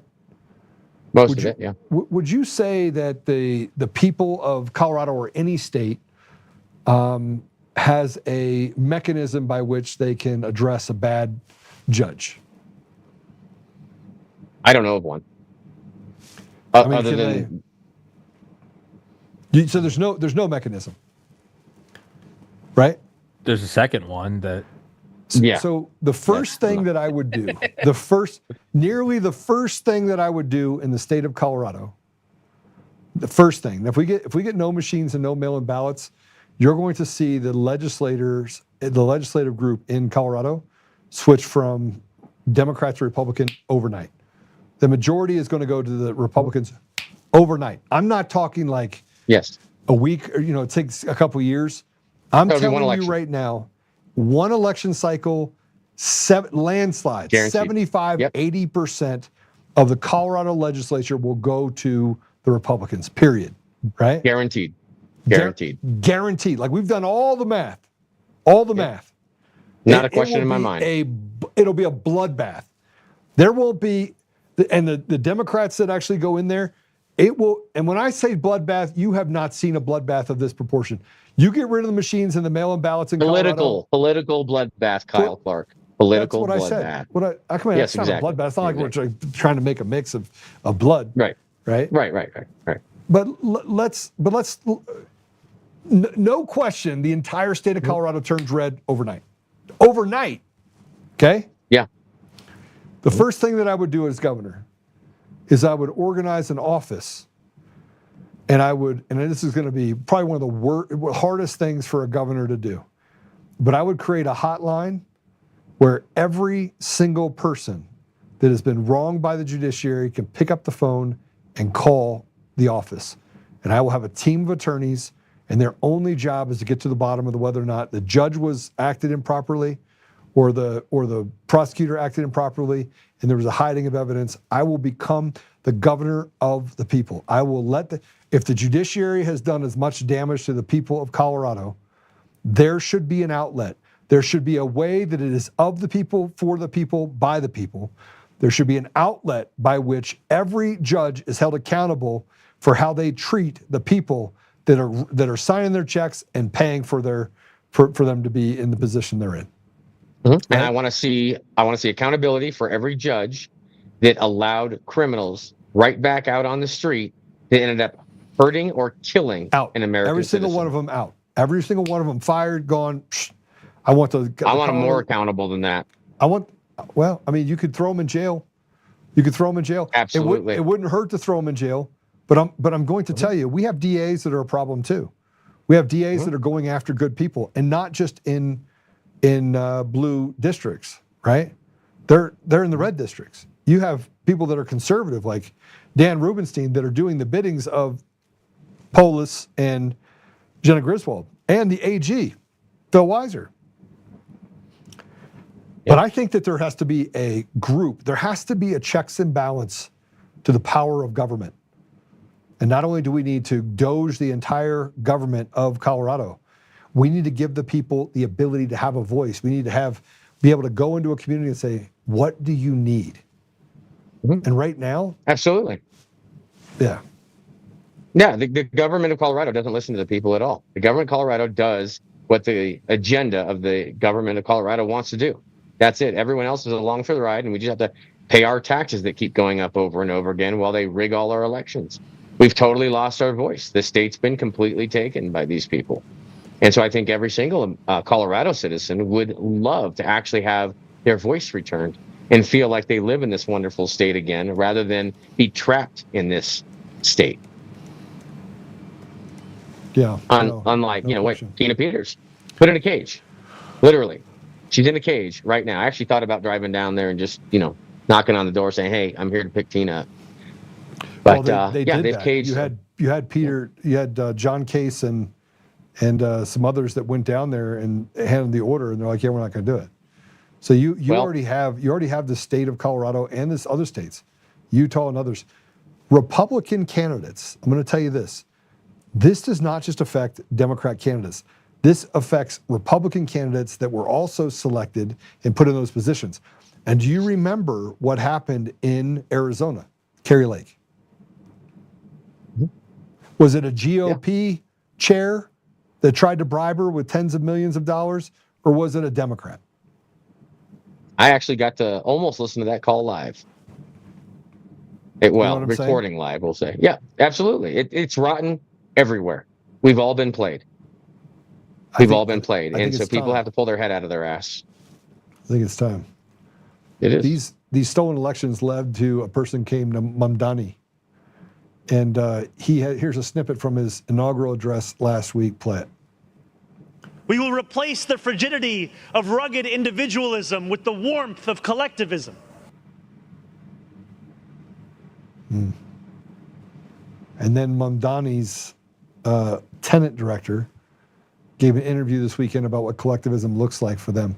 This is basically a power grab to destroy people in New York City. And they are literally daring President Trump to do the same thing to New York they did in Venezuela. Go ahead and check it.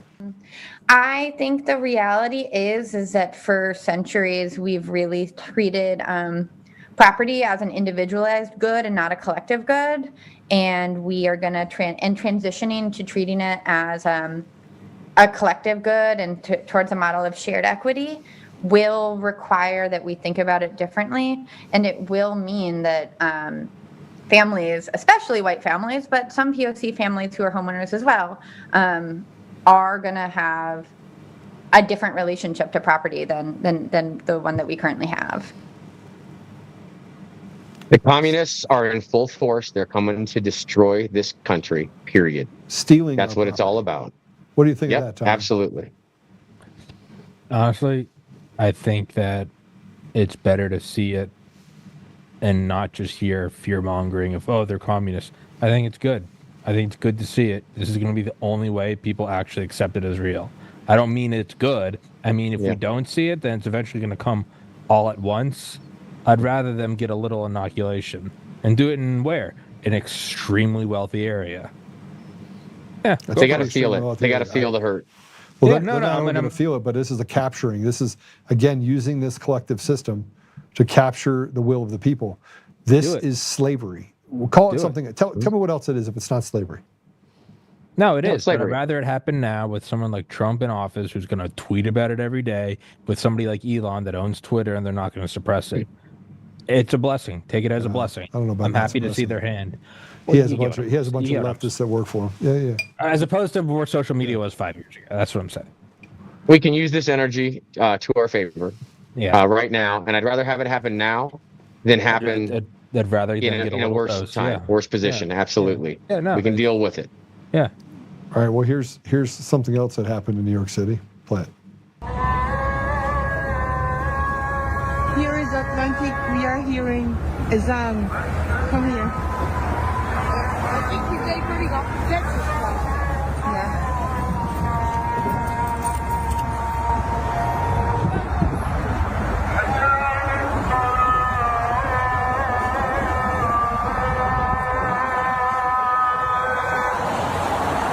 I never thought in my life he's going to be here hearing this in the middle of New York.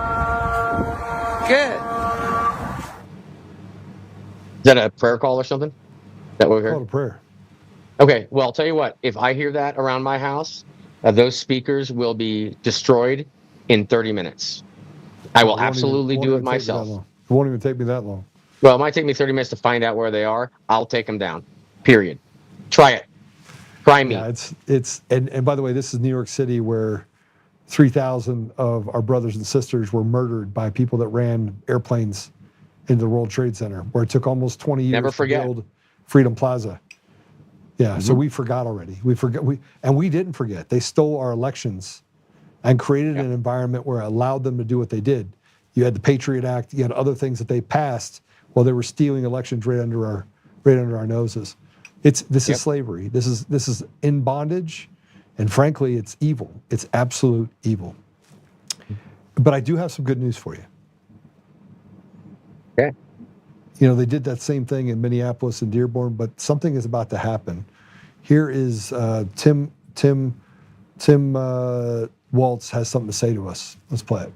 Major breaking political news out of St. Paul, Minneapolis, Minnesota. Tim Walz will not seek re-election as governor, and what a fall from grace this has been for him. You might recall in the spring of 2023, he pushed through several progressive ideas to the state legislature that caught the attention of Barack Obama, who went to Twitter to give his endorsement for the programs, which eventually caught the attention of people like Kamala Harris, who chose him to be her running mate as the vice president. Introduced in Chicago at the convention in August of last year, a debate that was an absolute disaster, with J.D. Vance at one point called himself a knucklehead. But after reportedly billions of dollars have been stolen from taxpayers by way of the state of Minnesota, Tim Walz says he will not seek a third term. What a remarkable 2 years in the national spotlight has been for him, Dana. And Walz hit Trump in his Part of the deal. It's going to get, this is the art of war more than the art of the deal. I think that more to come. I think he will be indicted. I think Kamala Harris will be indicted.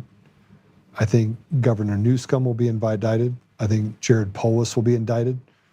I think that Jenna Griswold will be indicted. I think Phil Weiser will be indicted.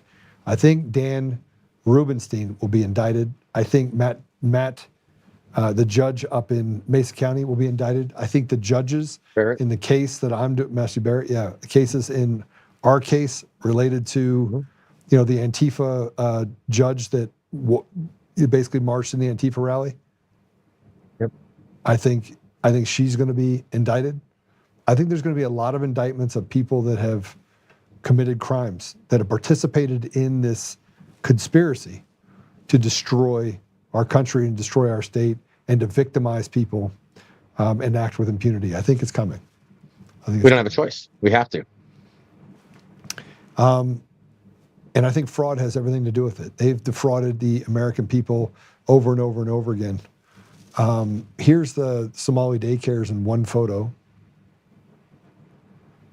Teo Daycare, Nunya Daycare Center, and Gedi Daycare. Licensed for 90 kids, 71 kids, and 65 adults. Teo gets $5.16 million over 2 years. Nunya gets $2.58 million over 2 years. They're boarded up but listed as active. The fraud is staggering. Staggering. Oh, just damn. How about that? I was thinking all over. I thought it was going to be bad and just show 3 storefronts. That's 3 signs over a boarded window door. 3 signs, boarded windows, $8 million.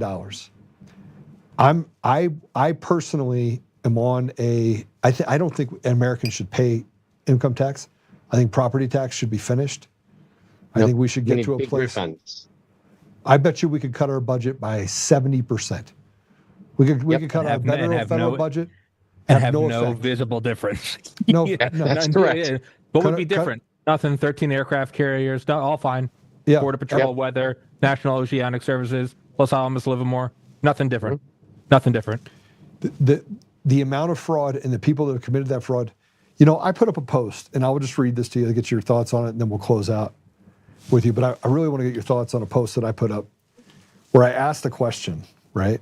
And I think that this is selfishly for me, but you guys go ahead and talk while I handle this deal. I think there'd be no discernible difference. I think it would be 70%. Honestly, yeah, I think you would have people making or keeping more money. I would imagine you might even be incentivized to do more, and thus the remaining tax bracket would probably actually get more. You'd be raising all the ships. You'd have a larger tax base. I think that's what. I was always under the impression that there's a decent amount of fraud and waste. I mean, and it's it's a trope as old as time. It's all the government. I'm pretty cynical and hateful of the government. I'm a little shocked. USAID, I'm a little shocked at I figured what are the smallest stealing 10,000, 3 billion, or excuse me, 9 billion. The craft sending the images back from Pluto right now costs 3 billion. We could have done that 3 times in exchange for 60 IQ retards not stealing money. Admittedly, I'm a little shocked. It's staggering. Absolutely, totally staggering. And it's not just USAID. It's all of the above. We've all been getting ripped off because when you if you have criminals that use corrupted elections to put themselves into positions everywhere, and they are the police and they are the prosecutors, then it's a free-for-all for all of their crimes. And that's why we have an entire country pretty much run by criminals right now. Now, I'm not saying every single person's a criminal, but the criminals have had free fare everywhere throughout this country for decades now, and they've embedded themselves like a cancer. So I am excited for the chemo we have coming. And if you look at how much they openly hate you to your face, why would there be any moderation when behind closed doors and with the illusion that you're not going to get caught, would they, I don't know, pace themselves when the money bag is ripped open? And they're demons. Why would they? The bratty kid that steals things, why would he find a conscience on Halloween when there's the bowl of candy outside and says, please take one? Of course, they're going to take everything they possibly can. Exactly. Obviously. And I think it's bad it happened. I'm grateful we're seeing it because I think seeing it now will have more of an effect on hearts and minds than 50 years of, conservative talk radio saying that it's corrupt. No, we won't last 50 years. It's over. It's reached a boiling point now. My point is the last growing up, you hear my grandparents listen to whatever, Rush Limbaugh or something. Oh, yeah. Everything I ever heard from then till now has had less effect than 48 hours of seeing these videos about Somali daycares on Twitter. That's what I mean. And that's great. We gotta wake people up. I'm very grateful it's happening. It's a blessing. The Lord's given you a blessing. Thank the big man. So I want to get your thoughts on this. I put this up here because of the division on the Republican side, and in part, this has a lot more to do, I think, with Mark. You know this about me. I will call a spade a spade. It doesn't matter to me. Look, if you're a pedophile and you say you're a Republican, and you call me up and like, Joe, I'm really sorry. I'm like, dude, I want you to go in a wood chipper, right? I mean, yep. You're my friend until you decided to hurt a child, right? And you're not my friend anymore, right? So I can't be aligned with those type of people, right? But I'm also super loyal. But I'm not going to be loyal while people do really bad things. That wouldn't be loyalty. That would be stupidity. That'd be selling out your soul.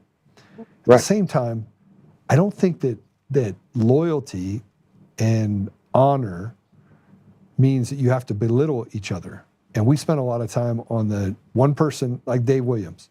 Dave Williams is one thing that you don't like, and instead of picking up the phone and calling Dave Williams, you eviscerate him and then call him part of a rhino. Yeah, we can't do that. Pick up the phone. So I wrote this. I have a question for you all. How do we get to the place where we can hear the community if it is divided from itself? I've met Mark Baisley, Scott Bottoms, Greg Lopez. They are decent, good men. Vicky Tompkins is a decent, good woman. Dave Williams, decent, good man. I could go down a long list. Why is it that many the first time that they defy your wishes, you say they are bad. And I'm not talking about the cartel picks. I'm talking about those that have served honorably. Now, with that said, Victor Marx gets out there and talks a psychobabble and does a ridiculous gun takedown as a circus act, and people act like we are minions and sitting in front of an oracle. Make it make sense. We want to be entertained, or do we want to fix an entirely dysfunctional and broken society? The one thing I want to see is the people in the community telling political leaders what they need. If we did that, priorities would shift, budgets would drop, people would have opportunities, and the communities would thrive. Leaders don't listen inherently, and when they do, well, the mountain to climb becomes insurmountable. It's become the ethos to do what they want, and it's become a reaction to eviscerate the leaders for following a system not designed to represent the people. It's a literally special interest in fringe ridiculousness. And when it ends badly and the politicians get amnesia, we're all of a sudden surprised with the outcome. The system is not designed for the people. And this slow boil of indecency is inevitable because the people's voice never was the goal or the objective. It was always about taking more. And if that's not true, show me when the people have ever had anything other than adjusted to a new suck, regardless of who is in power and what side of the ideological aisle you sit. This is a real question. Governing is not hard if the goal is the people. It used to exist, but like an employee thief in a company that exploits a vulnerability and robs it blind, so too does a government has much of the same. Only the expectation is that this is the norm, not to be held accountable. A thief and a liar goes to the place where thieves and liars can thrive, hence the apparatus of power, government. President Trump is trying to extinguish the rot, but it is a place that liars and thieves are drawn to. So the government must be gutted and tens of thousands arrested and punished at every level of government. When the rot gets so deep that the lie becomes the truth and the truth becomes the lie, we lose sight of the opportunity for decency, and that betrays the people. Not because of the lack or desire to do the right thing from our leaders who are decent and good, but because the obstacles and barriers of change are nearly out of reach with the sheer density of impropriety. So what is the answer? How do we do this when the powder keg is so large and so volatile? I'd like to hear the answer. Tell me, how do we rip out the thieves and liars, fire the bureaucrats, and restore the communities? I'm all ears. Let's start with a prayer.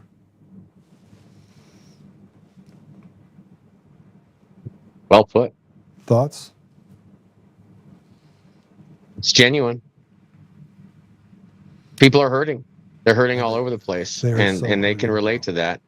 And they don't need to be. That's the crazy thing. They don't need to be hurting, but everyone is in such a hurt as a result of these criminals that have done all of this to all of us. And so when we remove these criminals, people will be able to achieve that happiness again. It's right around the corner. We just got to get people to understand it's going to be a little treacherous getting there, but it is right around the corner, and a lot of better stuff is coming. The pain is going to go away. We can fix the people's pain, giving people the voice, giving people true hope, returning the country to what this country is supposed to be about. I can't wait. It's going to be the most exciting thing ever. But it's going to take work. It's not like the work is over now. The next phase of the work is just beginning right now. We finally have our footing again, though. So we need to take advantage of the footing that we have. And now we've got to identify the environment that we have, the people that are involved, and what tools we have available to us. And we got to educate the people. We can't do this without them. We can't do this if people don't have their eyes open and don't understand what we're doing and why we're doing it. If we have the people and we are united together, we will absolutely crush these demons, hands down. And it'll be quick as well. Well, it certainly needs to be a lot quicker than it is. I need to tell you guys something. This just came in. I have not validated it yet. I think it would be good for us to actually put it up, though. I don't even know what to say about this. And this literally just came in. Mark, you're going to need to get on this. Tommy, you're going to need to get on this. And what I mean, okay, what's going on? Let's see it. This is a post from Dr. Jan Halper Hayes. Not sure. I like Jan. I've had her on the show. You like her? Yeah, I did a show with her not too long ago. Please read this so you understand the significance that follows in the next picture. You ready? Breaking: Venezuela's former chief of national intelligence, Hugo Carvajal, has officially released every U.S. senator who is on the Venezuelan list of politicians who have been receiving millions of dollars in kickbacks from the Maduro regime and Venezuelan drug trafficking organizations that make up his government in exchange for using their government positions of influence to undermine President Trump and Secretary of War Pete Hegseth's ongoing war with these narco-terrorists. Every one of these senators is guilty to providing aid and comfort to the enemy during a time of war and has the blood of the fellow American citizens, hundreds of thousands of whom died of drug overdoses every year at the hands of these criminal drug trafficker organizations that bring deadly drugs into our country, on their hands. May each and every one of them be prosecuted to the fullest extent of the law, and may their names forever live in shame for their treason. Below is every U.S. senator on the Venezuelan list. I'm not shocked looking at the list. Hey, Ruben, how you doing, buddy? Shift, Bennett, Hickenlooper. Holy shit. We'll see. Yeah, look at the Republicans on there. Chuck Grassley, Johnny Ernst. We still have to verify it. Mitch McConnell, want Rand Paul, Bill Cassidy, Susan Collins. Let's Angus verify King. it. But if we verify it and it's legit, I'm down. We're not verified yet, guys. We're not verified, but you can go do the dirty deed and looking into it. That was over 24 hours ago. Yeah. All right. How about that? No, all this right, guys. claim isn't true. I wish I could stay on here for longer, but I can't. Just a shout out to the guys that have been with us for a long time. It's going to get spicy. I see some new names in there. Fun year. It's going to be a good year. The list has not been verified. They came out a couple days ago. I just saw it. Yeah, no, it hasn't been verified. And it's been up for over 24 hours, which I feel like it would be the biggest news story on the planet, and it's not. Now, the media's full It doesn't of mean horseshit. anything. It doesn't no, mean I'm with you. I'm with you. I'm just saying, it's a mighty big claim. It is a huge claim, but not surprising given what they've done on the Not election. surprising at all. Not surprising at Right. all. But I can tell you right now a few of those people that are definitely in on it. Definitely. So we'll see. I All won't be Mark, I'll shocked give you if it all I'll turns give you out to be true. I'll give you the final word. Buckle up, have faith. We've got this, but we have no choice either. So make it happen, because this country's either going to live or die this year, and we're going to make sure it lives. So thank you, both of you. Yeah. Thank you. Absolutely. Mark, God bless you, brother. Thanks for everything. Let's get together this week. Sounds good. I'll call you on my way up. All right. Wow. So, Tommy, Mm-hmm. you can let Mark go, guys.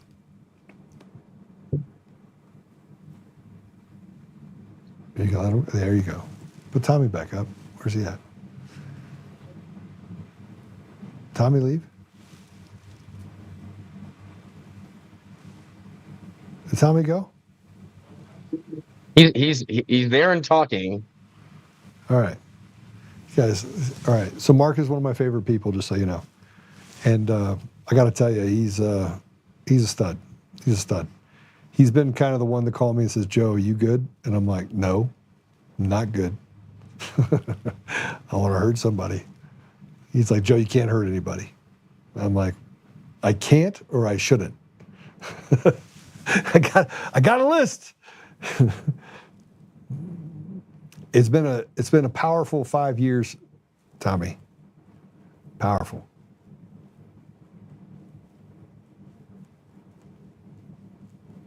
What do you think is next?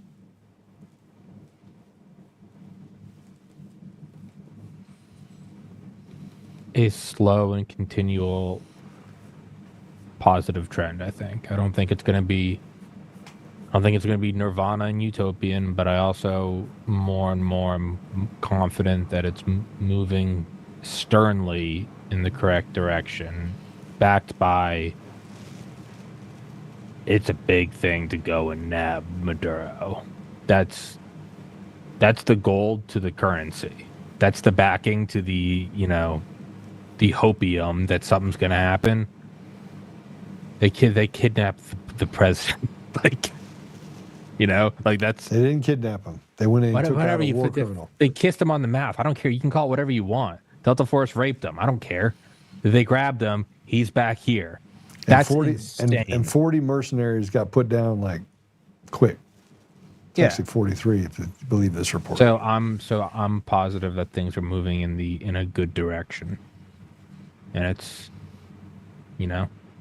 it's good. We've all been praying for it. It's good. Yeah.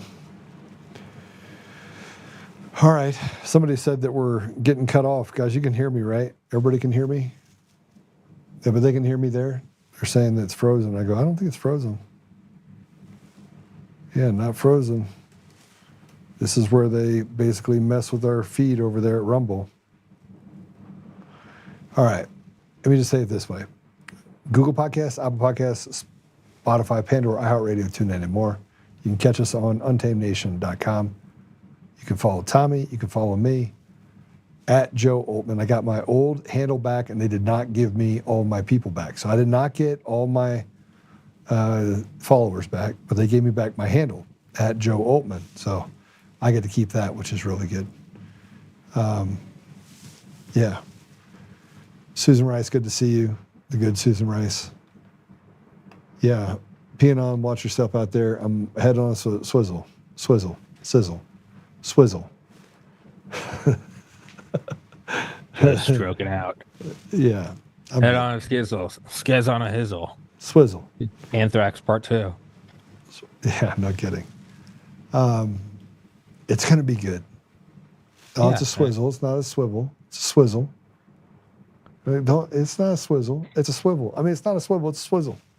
You got to have a little bit of stuff to it. All right. You want to pray us out, Tommy? You want me to pray us out? I got it. All right. Pray. In the name of the Father, and of the Son, and of the Holy Spirit. Amen. Saint Michael, the Archangel, defend us in battle. Be our protection against the wickedness and snares of the devil. May God rebuke him, we humbly pray. And do thou, O Prince of the heavenly host, by the power of God Almighty, cast into hell Satan and all the evil spirits that prowl about the earth, seeking the ruin of souls. Amen. In the name of the Father, and of the Son, and of the Holy Spirit. Amen.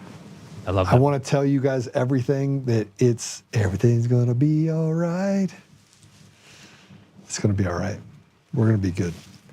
All right, make sure you follow us, share, hit all the stuff, all the good buttons. Yeah, I think it's going to be I pray it's going to be a good year. I pray that justice. But you have to don't put a qualifier on it. It's also, if we get shot in the face today, that's also good. To truly understand, this is God's plan. There's not a I too would like to see the country liberated. No matter what happens, it is good. It is God's plan. Now, I selfishly, I want to see the one where all these people get, hung. But it also means that it's all God's plan. There's not a single atom in the universe that is out of place. So, as hard as it is to believe, that's the case. So, it is going to be good because it already is good. I would agree with that fully. All right, God bless you. Kyle, thank you. Seraphin, thank you for that words of wisdom, right? I appreciate you, brother. And I appreciate all of you that are listening right now, whatever section you're on or wherever you're listening. And remember that go watch that movie. If you get a chance to watch the movie, go watch the movie. And it's called Rising the Bar, the Alma Richards story.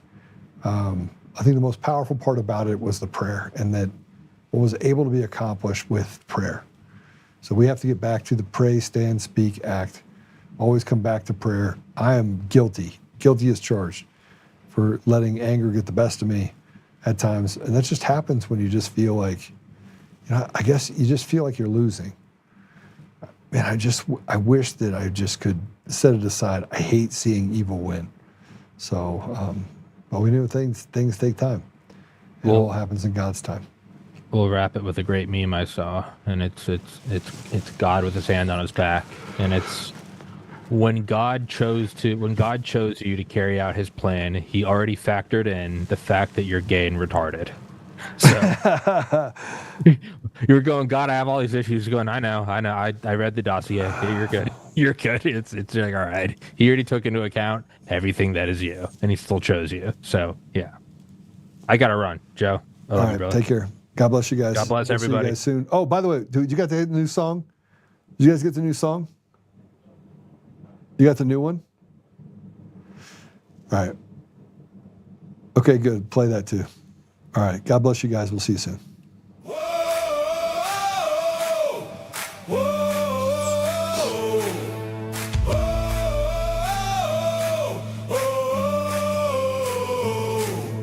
Rising from the fight for the forgotten and the free, exposing rigged machines, Kuma's lies, Dominion's deceit, pays a grand each day, shielding truth from corrupt halls, but he won't back down, standing tall through it all.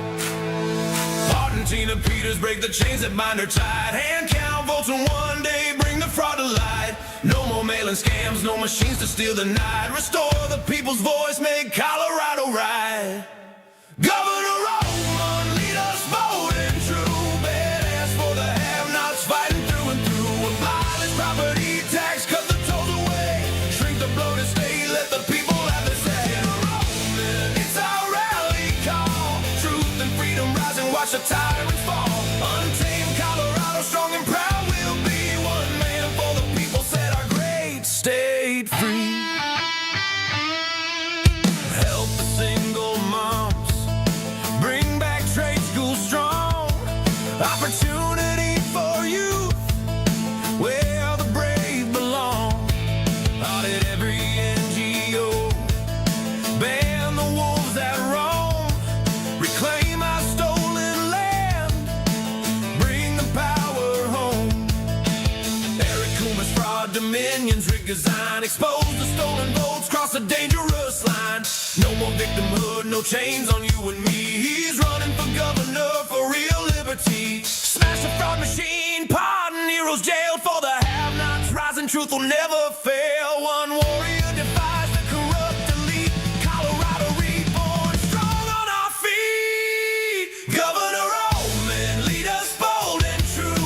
Badass for the have-nots, fighting through and through. Abolish property tax, cut the tolls away, shrink the bloated state, let the people have the say. Governor Oltmann, it's our rally call, truth and freedom rise and watch the tyrants fall. Untamed Colorado, strong and proud, we'll be one man for the people, set our great state free.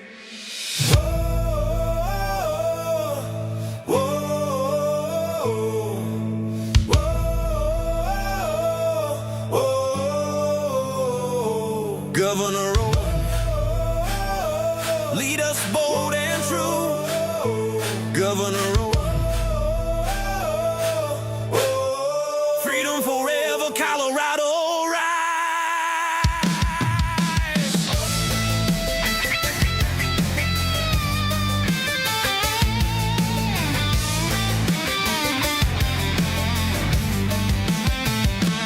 Governor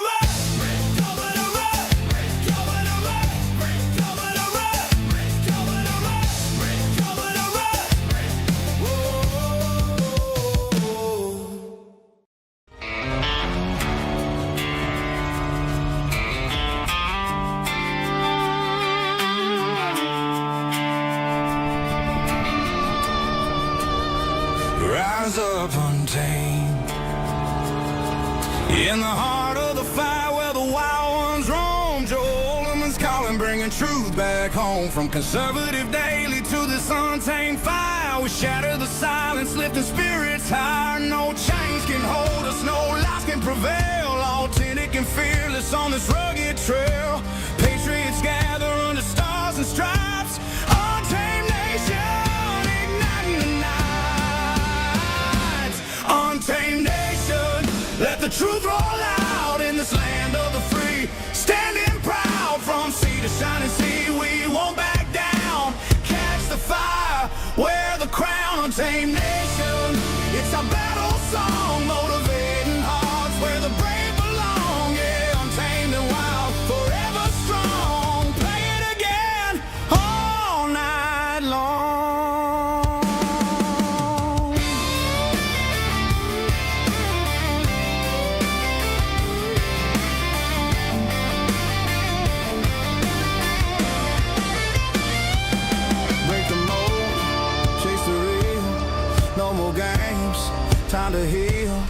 Joe's voice leads the untamed crew.